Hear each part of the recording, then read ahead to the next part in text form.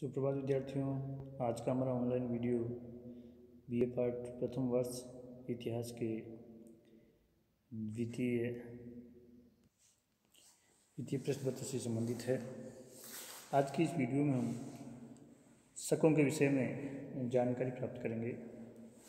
भारतीय साहित्य में हमें शकों का उल्लेख रामायण, महाभारत, मनुस्मृति, पुराण, गार्गी संहिता इत्यादि धार्मिक ग्रंथों एवं देवीचंद्र गुप्तम जो विशाख दत्त का नाटक है, बाण के हठ चरित्र, राजशेखर का काव्य मीमांसा व जैन ग्रंथ कालकाचार्य कथानक में हमें शकों का उल्लेख मिलता है।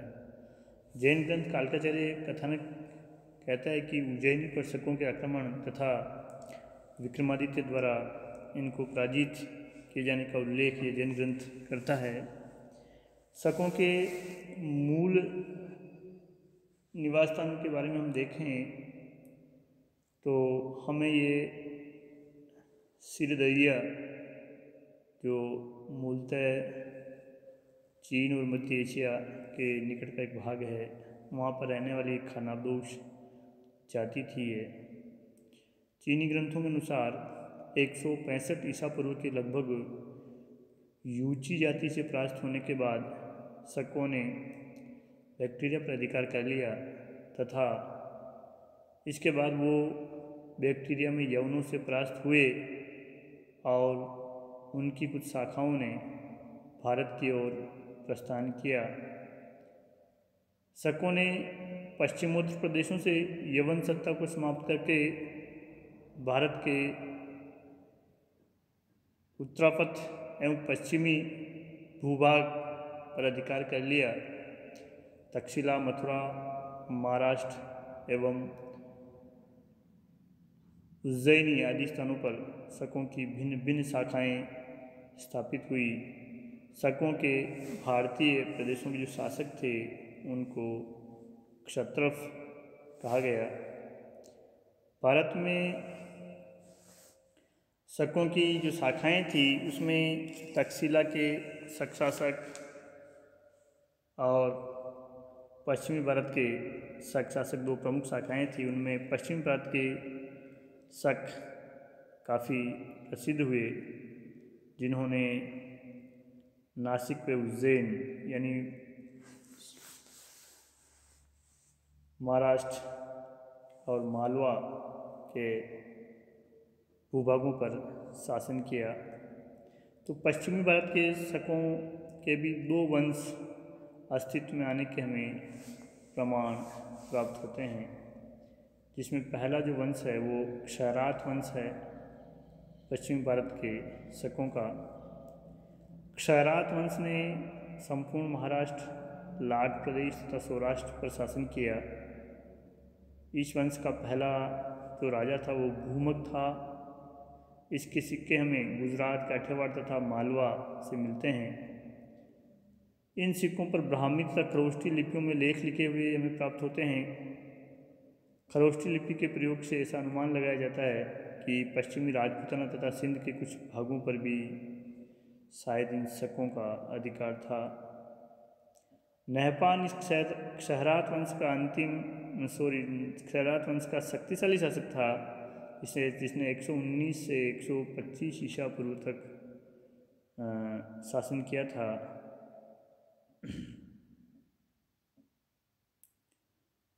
नहपान के जो सिक्के हमें मिले हैं वो अजमेर से लेकर नासिक तक मिलते हैं। ये चांदी तथा तांबे के सिक्के हैं, जिस पर उसकी उपाधि राजन मिलती है।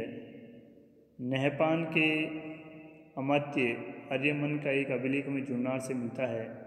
उसके दामाद उषावदात के नासिक तथा कार्ले गुहालेख से हमें नहपान के विषय में कुछ जानकारी प्राप्त होती है।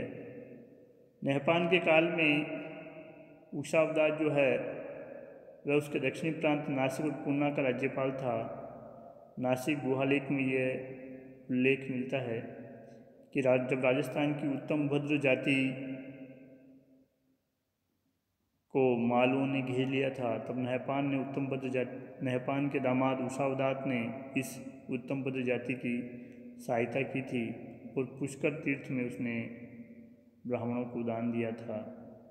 इससे पता चलता है कि नहपान का प्रभाव अजमेर और पुष्कर तक था। नहपान सातवाहन शासक गौतमीपुत्र सातकर्णी से पराजित हुआ और मार डाला गया। जोगलथम्बी से हमें नहपान के कई सिक्के मिलते हैं जिन पर गौतमीपुत्र सातकर्णी का नाम पुनरांकित किया हुआ है।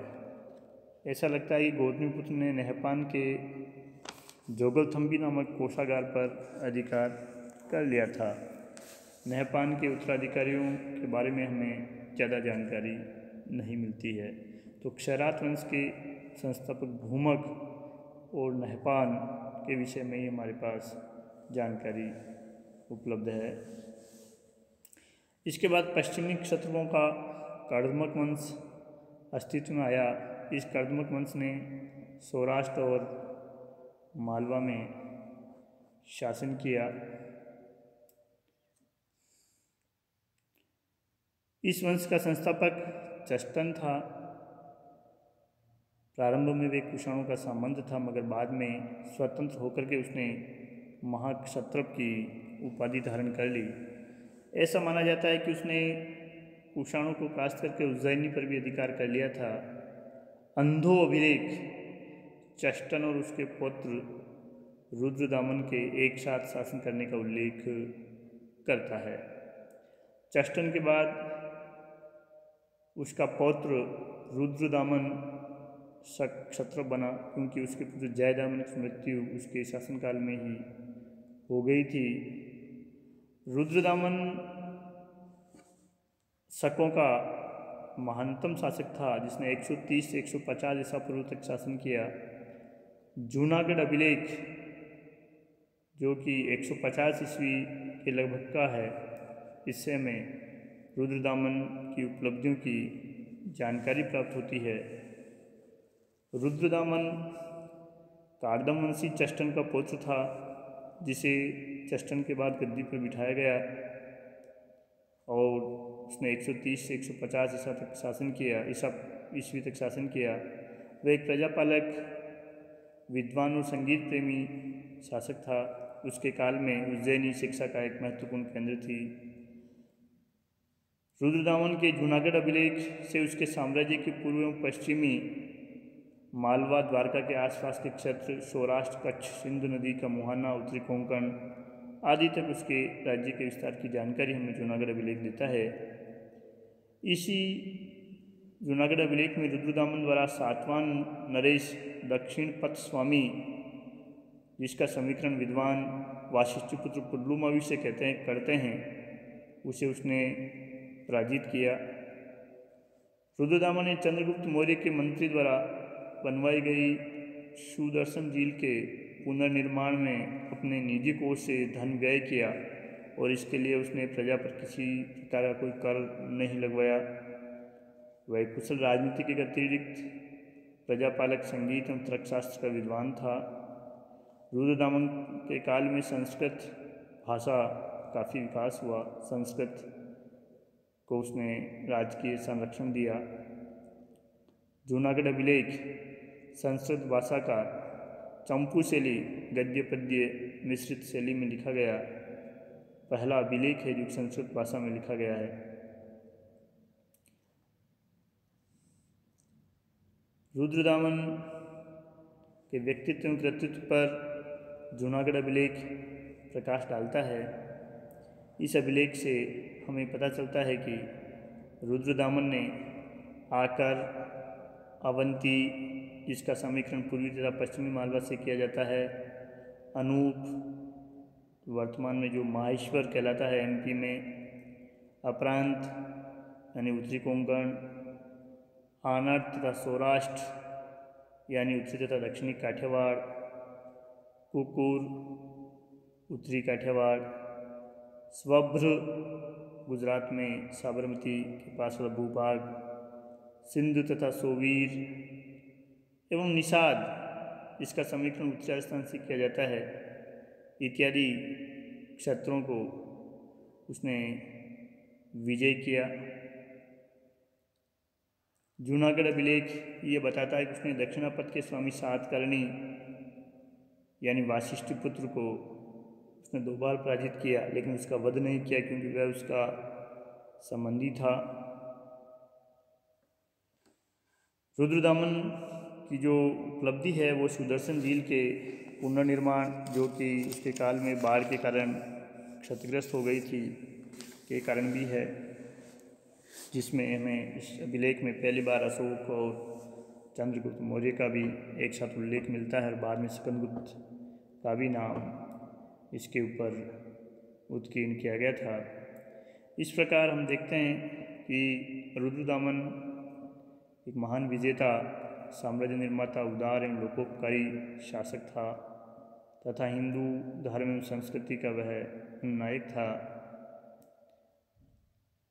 150 ईस्वी के बाद हमें रुद्रदामन के विषय में जानकारी नहीं मिलती है। इससे ऐसा अंदाज़ा लगाया जाता है कि यह शायद रुद्रदामन की शासन की अंतिम तिथि रही हो। रुद्रदामन के उत्तराधिकारियों में दामईशद, जीवदामन, रुद्रसिंह प्रथम, रुद्रसेन प्रथम, संगदामन, दामसेन, यशोदामन इत्यादि प्रमुख थे। पश्चिमी भारत का अंतिम शक क्षत्रप रुद्रसिंह तृतीय था। चंद्रगुप्त द्वितीय ने इसे परास्त किया और पश्चिमी भारत से एक प्रकार से शक शासन का नाश हो गया। इस प्रकार शकों ने उत्तर पश्चिमी सीमांत में यूची कबीले से परास्त होकर के भारत में प्रवेश किया। उन्होंने तक्षशिला, मथुरा, उज्जैन, नासिक तक अपने राज्य स्थापित किए, मगर इनमें तक्षशिला में जिस शक वंश की स्थापना हुई उसका संस्थापक वो मावोस था, वो ज़्यादा भारत में पहचान नहीं बना पाया। और पश्चिम के क्षत्रप या शक शासक, उनमें भी नहपान और रुद्रदामन महत्वपूर्ण हुए, जिन्होंने अपने कार्यों और उपलब्धियों द्वारा भारतीय इतिहास में अपना नाम सुनहरे अक्षरों में अंकित करवाया। जय हिंद।